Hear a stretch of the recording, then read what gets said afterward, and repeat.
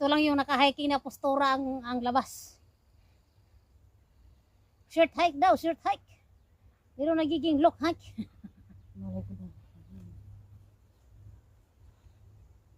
Sinungaling ang video nila. Ang lakad natin 1.5 hour bago marating yun.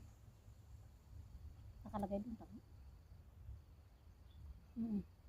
Sinungaling ang video. 2.4 kilometer, so 1.5 hour. Sinungaling nga pala yung video. Tapos babalik pa.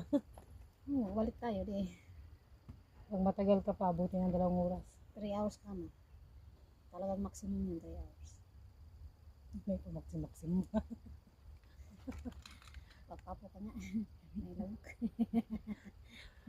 Sayaw tayo, walang internet. Tang, ha? Wala ba? Wala.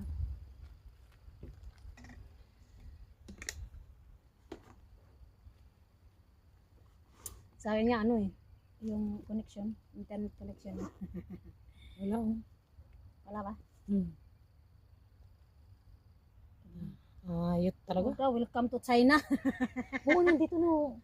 Welcome to China. Nandito nga, andito itong cross border, din ng pag-akit natin, makikita mo yung China. Okay na, kaya sabi pala niya, no internet connection. Welcome to China. Ayan nag-message Oo nga, ito na nga. Mamaya makita natin, kaya maganda mag-video. Welcome to China. If you book roaming pack, you should be good to go.